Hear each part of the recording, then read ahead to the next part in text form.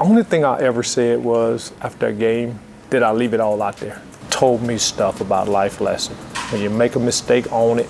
From a small town in Summerfield, Louisiana, Carl Malone didn't dominate the NBA with flash. He did it with force and repetition. Nearly 20 years of punishment, precision, and production, all without a championship ring. They called him the Mailman because no matter the pressure, rain, pain, or playoffs, he always delivered. MVPs came, records fell. Durability became his brand. But behind the Iron Man stats is a more complicated legacy, where discipline, controversy, and contradiction collide. This isn't a highlight reel. It's the story of what it really means to outlast everyone else. Carl Malone was born on July 24, 1963, in Summerfield, Louisiana, a place where life moved slowly and nothing came easy. The roads were dirt, the homes were humble, and opportunity had to be earned with effort, long before it was imagined. The youngest of 9 children, Karl grew up where responsibility outweighed comfort and survival came before ambition. Work shaped him early. Days began and ended with labor, splitting wood, hauling water, tending unforgiving land. There were no shortcuts, only repetition and endurance. Each task carved into him, hardening his body and sharpening his will, like iron shaped by daily blows. At 13, tragedy struck. His father took his own life, leaving behind a silence that never fully lifted. In Summerfield, grief wasn't spoken, it was carried. Karl learned to move forward with pain at his side, and in doing so, found a strength rooted not in anger, but in resolve. Basketball arrived quietly. At Summerfield High, it was simply an outlet, but it revealed Karl's nature. He wasn't polished or flashy. He played with effort that bordered on defiance, running harder, rebounding like every miss mattered, competing as if work itself were the reward. Attention never followed him. No scouts, no headlines, but neglect was familiar, and Karl answered it with persistence. That same discipline carried him to Louisiana Tech, where he remained unnoticed at first. His game grew slowly, powered by early mornings, empty gyms, and a refusal to coast. Game after game, his consistency became undeniable. He delivered every night, the same way, without excuse. Teammates trusted him. Coaches relied on him. The nickname fit naturally, the Mailman, because he always delivered. By the end of college, the quiet farm boy had become a physical force, still carrying the lessons of Summerfield: discipline, silence, and the knowledge that nothing is guaranteed. Carl Malone entered the NBA in 1985 quietly, without spectacle. Drafted 13th overall by the Utah Jazz, he arrived not as a headline, but as a laborer, built on discipline, not hype. While others brought expectations, Malone brought habits. He stepped into the league the same way he had stepped into every phase of life, prepared to earn everything. From the start, his presence felt unavoidable, like gravity pulling defenders toward him. He ran the floor relentlessly, attacked the paint with force, and rebounded as if every possession carried consequence. Alongside John Stockton, Malone found perfect balance, power paired with precision, the two operating like synchronized gears, relentless and unbreakable. Year after year, Malone delivered. His scoring came through repetition, not flair. Post moves, fast break, free throws, mid-range shots carved out by routine. His game was a hammer, striking the same spot until resistance cracked. In a league where stars often flared and faded, Malone endured, showing up the same way every night. Ready, reliable, relentless. The honors piled up. All-star selections, all NBA teams, MVP awards, yet one prize remained just beyond reach: a championship. In the late 1990s, the Jazz stood on the edge of history. Back-to-back trips to the NBA Finals placed Malone face-to-face with the league's ultimate barrier, the Chicago Bulls. Twice they battled. Twice they fell. The losses lingered, heavy as unfinished sentences in an otherwise complete career. Still, Malone pressed on. He played through pain, through age, through seasons that slowed others down. His body, shaped by routine and resolve, refused to give in. As he climbed the all-time scoring list, passing legends, it felt less like a chase and more like confirmation. History forming one possession at a time. Late in his career, he made one final push. joining the Los Angeles Lakers in pursuit of the title that had eluded him. But fate held firm. Injuries intervened. The ending remained unchanged. When Karl Malone retired, he did so without a championship, but with something rarer. Over 36,000 points, extraordinary longevity, unmatched consistency. His career wasn't defined by moments, but by accumulation, by showing up again and again. Karl Malone's professional life wasn't a highlight reel. It was a testament, proof that greatness doesn't always arrive with fireworks. Sometimes it arrives on time, every night for nearly 2 decades. Just as the nickname promised, the Mailman always delivered. Karl Malone's legacy was not carved in a single season. It was built layer by layer, year by relentless year. His honors tell a story of endurance rewarded, of excellence that refused to fade with time. In Utah, recognition followed him like a shadow that could no longer be outrun. 14 all-star selections marked his consistency, not flashes of brilliance, but sustained dominance. While others rose and fell, Malone remained immovable as bedrock, season after season. The league's respect only deepened. 11 times, he earned all NBA first-team honors, not by chance, but by command. His consistency cut through the league like a steady drumbeat beneath the noise, constant, unavoidable. Then came the highest validation. In 1997, Malone was named NBA Most Valuable Player, not for spectacle, but for reliability, possession after possession, night after night. In 1999, he claimed the award again, becoming a 2-time MVP, his greatness stretching across eras like a horizon that never seemed to end. Milestones followed naturally. His name climbed the record books the same way he attacked defenders, methodical, forceful, unapologetic. With over 36,000 career points, he stood among the greatest scorers the game had ever known. A total built not in bursts, but through nearly 2 decades of unwavering delivery. Some recognition came quietly. His jersey rose into the rafters in Utah, frozen in place like a permanent signature. And when his career closed, history sealed it. Hall of Fame induction, twice over. Once for the man, and once as part of the legendary 1992 Dream Team. Proof his greatness belonged on the world's biggest stage. What separates Karl Malone's awards isn't their number, it's their meaning. None were given early. None were handed out for promise. Every honor was earned the long way, compounding year after year like interest that never stopped growing. Championships never defined Karl Malone, but consistency always did. And that same mindset followed him into an entirely different arena. Wealth. Karl Malone didn't stop delivering when the final buzzer sounded. He just changed arenas. Across 19 NBA seasons, Malone earned over $105 million, a staggering sum in its time, worth more than $200 million today. At his peak in Utah, he stood among the league's highest-paid stars, pulling in about $17 million in a single season. But money was never a finish line for Malone. It was a foundation, laid carefully, meant to hold weight. By retirement, endorsements had already widened his reach. Partnerships with brands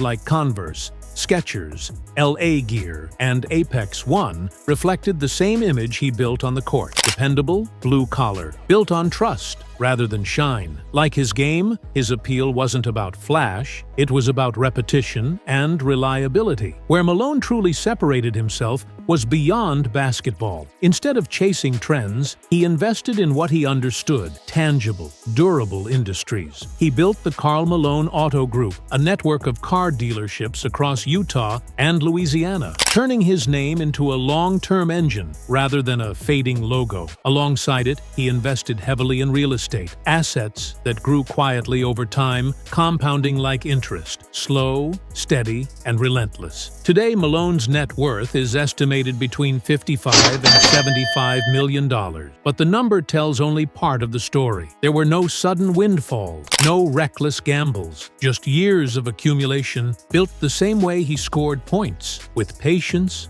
and force. Karl Malone approached wealth the way he approached basketball. Show up, invest the effort, and let time do the rest. His financial story mirrors his career. Not loud, not flashy, but built to last. He delivered on the court. He delivered in business. And long after retirement, the Mailman was still on schedule. Stepping into another side of Malone, which is hardly on the news, his homes. Karl Malone built his career on force and repetition, and his homes carry the same philosophy. They were never just places to live. They were fortresses, built with weight, purpose, and permanence. At the peak of his Utah Jazz years, his most iconic residence rose over Salt Lake City's avenues, a massive estate on North Vale Way that looked carved from the mountains themselves. Spanning nearly 20,000 square feet, the log and stone structure felt less like a mansion and more like a lodge made for a giant. Inside, towering beams stretched overhead. 8 bedrooms filled the space, and a great room anchored by a 30-foot river rock fireplace burned like a controlled inferno at the heart of the home.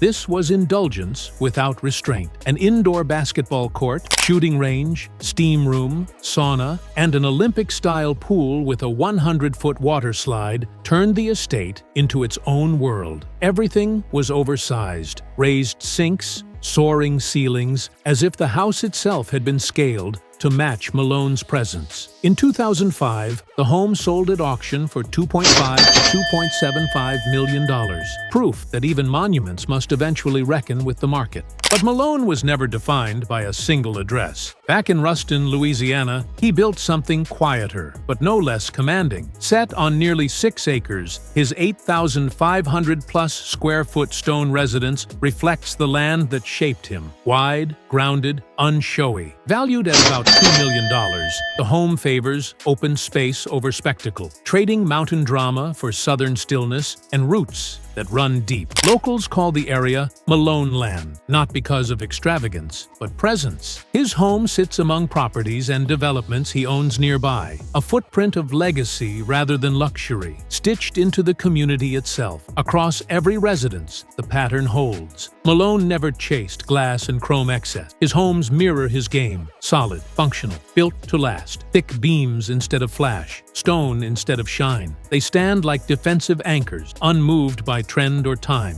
Moving on to his car collections. Success widened Karl Malone's choices, but it never rewired his taste. He still favors function over flash, like a craftsman who reaches for a trusted tool instead of a shiny gadget. Even with dealerships bearing his name and decades of wealth behind him, Malone gravitates to machines that work, vehicles that feel at home on gravel, mud, and long open highways, the way a river finds its own course. As a seasoned auto dealer, he could drive anything, yet his name stays intertwined with full-size American trucks, especially the brands he owns and represents. At the center sits the Toyota Tundra, not subtle, but steadfast. Recent models run about $40,000 to $65,000. Built for towing and hauling, endurance layered with modern tech, like armor under a tailored coat. He's equally aligned with Chevrolet Silverado 1500 and Ram 1500. Known more for muscle than pretense. Expect $38,000 to $70,000 depending on trim. Rising with heavy-duty specs. Workhorses that don't whisper success, they haul it. And then there's the long-standing fascination. Big rigs. Malone's interest in 18-wheelers is less status than escape, open road, solitude, control. Spec 1 today, and you're looking at $150,000 to $200,000 plus, depending on customization. More like a rolling fortress than a car. Even his SUVs lean practical, large, capable, and comfortable. Typically $55,000 to $85,000. Room for gear, power for towing, luxury without the glare. No 7-figure exotics. Not because he couldn't, because they don't fit the mission. His garage isn't about arrival, it's about distance. Buy strong, buy reliable. Let the machine do the work. He doesn't drive to impress, he drives to deliver. Karl Malone never treated luxury as decoration. What he chose to own had to matter. It had to carry weight, physically, financially, and symbolically. The prices reflected that mindset. Nothing extravagant for attention's sake. Everything built with intent. Take his watches. Malone gravitated toward heavy industrial timepieces, thick stainless steel cases, clean faces, movements designed to endure. These weren't jeweled showpieces meant for a glass box. They were worn daily, like armor under a sleeve, marking time the way he played the game. Steady, relentless. The kind of watches he favored typically lived in the $8,000 to $25,000 range. Not cheap, not indulgent, but built to last. His jewelry followed the same rule. When Malone wore a chain or a ring, it was solid gold or silver, substantial in feel, but restrained in appearance. No excess diamonds, no trend chasing. Each piece carried personal meaning rather than visual noise. Depending on weight and customization, these pieces ranged from $5,000 to $30,000, worn sparingly, like quiet reminders rather than announcements. One of his most valuable luxury categories existed far from spotlights. Malone invested in high-grade firearms and professional tactical equipment, precision tools chosen with care and responsibility. A single high-end firearm could run $2,000 to $10,000, while custom or rare builds climbed to $15,000 or even $50,000 and beyond. Add optics, safes, and professional-level gear, and entire setups could reach $10,000 to $40,000 or more. These weren't collectibles. They were maintained, respected, and treated like instruments. Exact, disciplined, purposeful. Outdoors, Malone's luxury lived in silence. Custom hunting rifles, elite fishing gear, and rugged apparel built for performance, not display. A complete hunting setup might cost $8,000 to $30,000, while premium fishing equipment and apparel ran $3,000 to $15,000. Over time, full outdoor collections could easily exceed $20,000.